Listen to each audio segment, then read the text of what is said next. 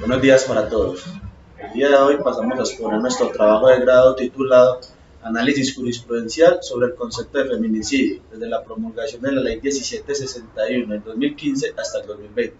Trabajo en el cual está conformado por Diego Armando Montaño Zapata, Alexander Erazo Monsalve y Felipe Estrada Tobón. Estudiantes aportan de obtener nuestro título de abogado.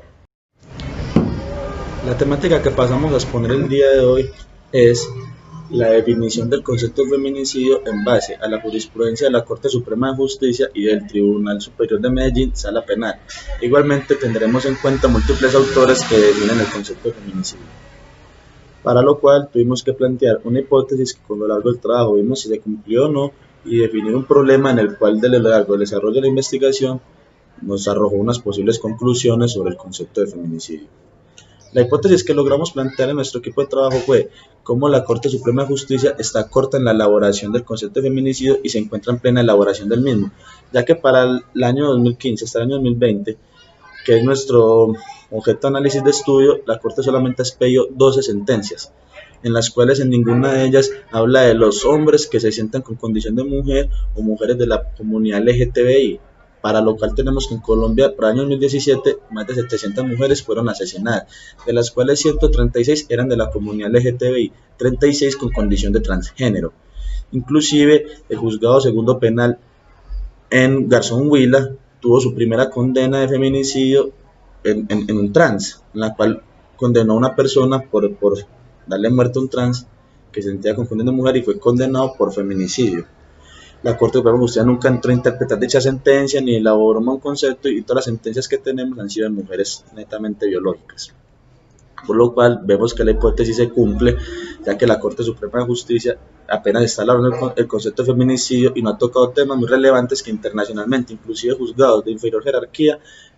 se han atrevido a desarrollar el tema. El problema que encontramos fue la tardía introducción en el ordenamiento jurídico colombiano del concepto de feminicidio, cuando en los países latinoamericanos e internacionalmente se habían adoptado ya hace mucho tiempo. Desde las finales de la Segunda Guerra Mundial, con los juicios que se hizo en Alemania, se empezó a hablar del concepto de feminicidio y la definición de feminicidio. Para el año 2001, en el Estado de México, más preciso, en el Estado de Juárez, con la condena que la Corte Interamericana de Derechos Humanos le hizo a dicho Estado por la muerte de más de 150 mujeres en una semana, que el Estado no tuvo ninguna acción eficaz para prevenir o sancionar esta conducta, fue condenado al Estado de Juárez por la Corte Mexicana de Derechos Humanos. Se empezó a traer ese concepto de feminicidio por los otros ordenamientos jurídicos latinoamericanos, siendo Colombia el último que introdujo dicho concepto para el año 2015, que para que se pudiera introducir dicho concepto tuvieron que ocurrir unos hechos atroces que tuvieron origen en el año 2012, en la cual la que ya mucha gente conoce, Rosalvira Celis, perdió la vida a manos de Javier Velasco, compañero de estudio, en el cual de una manera tortuosa, atroz, después de violentarla sexualmente y todo, le dio muerte. Ellos compartían estudios, ya que Rosalvira, ella tenía 35 años y después de ya una edad considerable decidió volver a retomar los estudios como ejemplo de superación. Era una vendedora ambulante y para poder sostener su casa no recurría con los mayores mecanismos ni tiempo para poder ser estudiante, le tocó acceder a lo que muchas personas acceden, que es la educación nocturna. Ahí conoció a Javier Velasco, el cual ya tenía unos antecedentes penales, pero ella no está obligada a saberlo ni a nada, peor aún a juzgar a una persona sin ser juez ni nada, que no es confiable y tiene una relación. Una vez Javier Velasco decidió invitarla al Parque Nacional de Bogotá, además que tomase unos tragos, a la cual ella cedió. Ella, como no tenía transporte, casi siempre la llevaba a la casa. Ese día entonces no la llevó a la casa, sino que fueron al Parque Nacional de Bogotá, en el cual después de accederla sexualmente y todo, su vida fue ultimada, en la cual la pierde a manos de este hombre. Inclusive en la sentencia, en la primera instancia, se ve como el abogado de la defensa del señor Velasco decía que es que si ella sabía los antecedentes penales que tenía este tipo, porque hace ella salir con ella, poniéndola en ese estado de degradación, como que ella sabía quién era, entonces que la mataron fue por culpa de ella, cosa que empezó a indignar mucho a los movimientos feministas, a muchos académicos, todos los cuales llevaron hasta el mismo Congreso las instancias de sus protestas, en las cuales aducían y pedían una ley en pro de los derechos de la mujer, de que se les garantice más su integridad, su vida, todo, que no sean violentadas, y mucho menos a la hora de que se vaya a juzgar su verdugo, su victimario, sean ellas las que sean nuevamente victimizadas y tratadas de que las cosas ocurren es por culpa de ella, por su vestimenta, por muchos factores que nada que ver al tema. Luego ocurrió esos hechos y con todo el auge que ocasionó y todas las protestas y revolcón que ocasionó en el país, la Corte Suprema de Justicia en la sentencia SP 190 del 2015, consciente que ya estaba en trámite un proyecto de ley en el Congreso de la República, hizo un hito, sacó una sentencia en la cual empezó a hablar del concepto de feminicidio sin estar aquí en Colombia, pero lo aducía trayéndolo de lo que ya se había adoptado internacionalmente, y también decía que como ya había un proyecto de ley en el cual se estaba introduciendo dicho concepto de feminicidio, que porque el Congreso se está demorando tanto en crearlo, y les dijo que fue como un empujón más para que fuera definitiva la creación de esa ley 1761 en favor de las mujeres, o ley conocida como Rosa Elvira Celis. Desde ahí vemos que es que la Corte es la que ha tenido que entrar a elaborar el concepto, aunque se queda corta para el mismo, ya que desde ese año no se sigue viendo que condene alguien,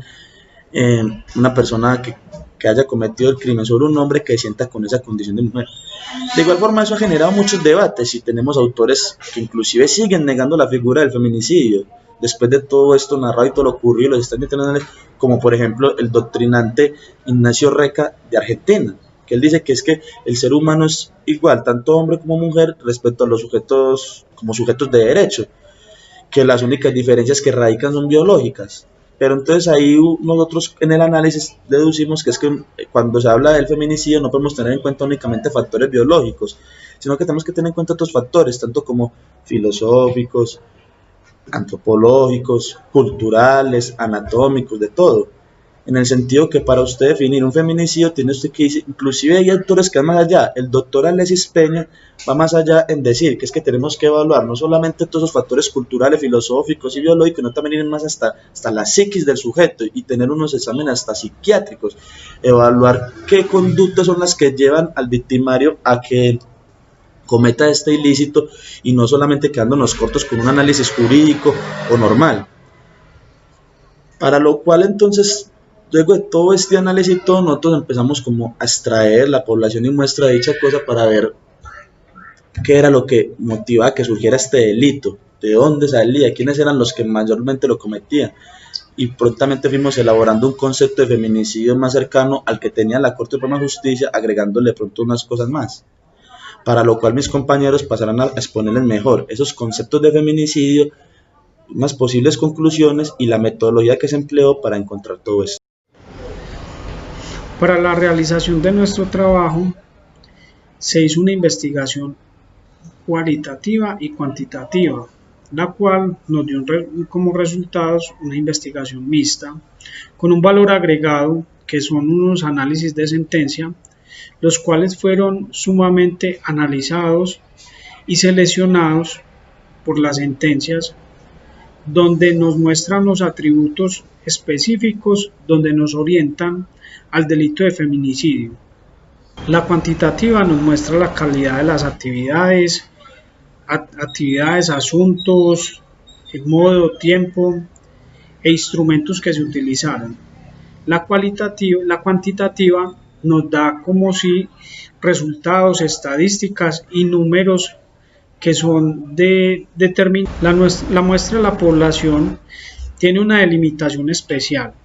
La delimitación especial nos muestra, por decir, si eran compañeros permanentes, si eran cónyuges, si habían interpuesto denuncias, si eran familiares. Es como la perfilación y la delimitación y los atributos de los análisis de las sentencias. Pasamos al marco conceptual. Al llegar a este punto podemos desarrollar y entender mejor el concepto de feminicidio. Con las sentencias analizadas tenemos varios factores en común. Entre las mismas cabe entonces preguntarse por qué hay hostigamiento y acoso de parte de las víctimas de cometer delito, por qué hay hostigamiento y acoso por parte del victimario antes de cometer el delito. ¿Qué pasaría si el Estado atiende efectivamente y oportuna las denuncias que se realizan por las víctimas antes del hecho? Porque la mayoría de feminicidios siempre es cometido con arma blanca. Todo atentado contra la vida de una persona como la mujer puede ser catalogado feminicidio. Solo las mujeres biológicas pueden ser víctimas de feminicidio. Al responder las anteriores preguntas y como hemos visto en nuestra tesis o en nuestro trabajo de grados, podemos desarrollar el concepto de feminicidio a través del género y la condición de ser mujer. Después de cumplir los estándares como lo estipula el artículo 104A y 104B de la Ley 599 del 2000, artículos que trajo a colación la Ley 1761 del 2015, la Ley Rosa Elvira Celis, por lo que todo atentado contra la vida de una mujer no siempre va a encajar en el tipo penal feminicidio. Igualmente, la ley trae consigo la obligación del Estado de brindar protección especial y atención oportuna para todos esos casos de violencia en la que se ve involucrada una mujer. Por estos hechos sucede tantas oportunidades, la intervención estatal no la vemos. En algunos casos vemos que las víctimas hacen una denuncia oportuna, pero el Estado hace omisión a la misma, dejándolas en sí solas, donde ellas son puestas como una presa a un león sin defensa alguna. Ahí tenemos que mirar el concepto y contextualizar cómo es el concepto realmente de feminicidio en Colombia.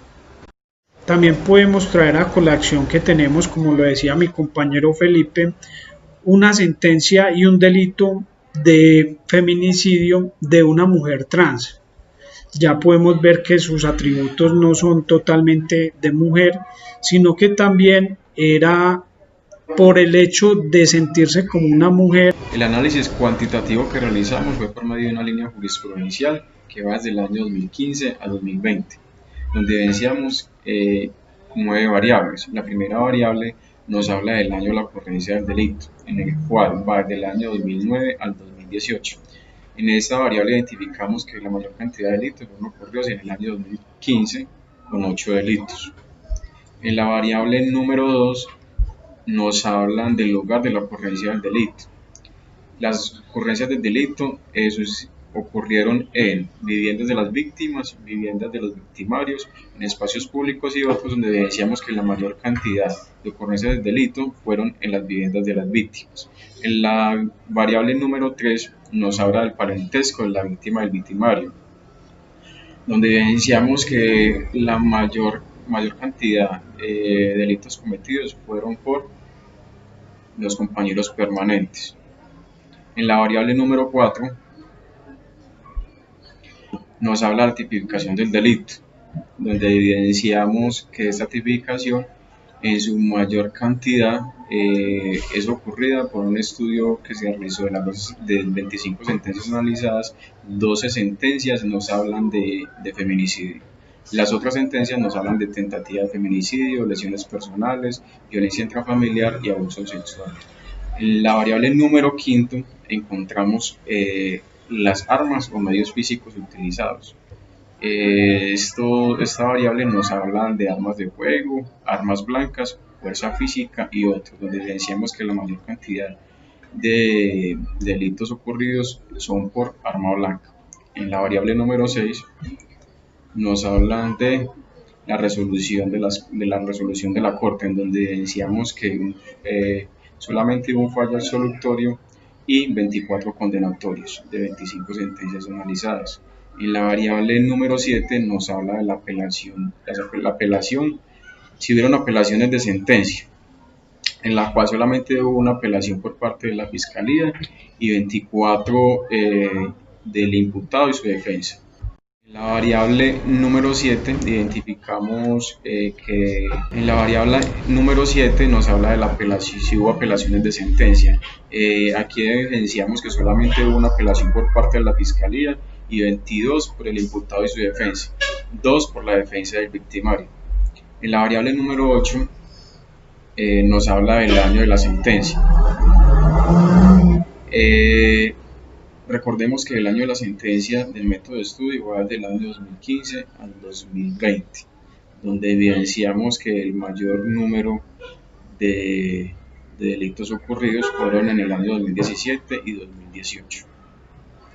En la variable número 9 les vamos a mostrar los años de la ocurrencia del delito y los años de la sentencia, que es la conclusión final de ese análisis que se lleva a cabo por medio del análisis jurisprudencial.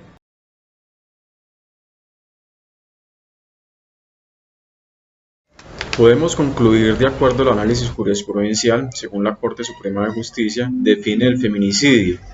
como el hecho por el cual una mujer pierde su vida fruto de un ataque violento, es decir, por celos, relaciones pasionales, por odio, misoginia o dominación,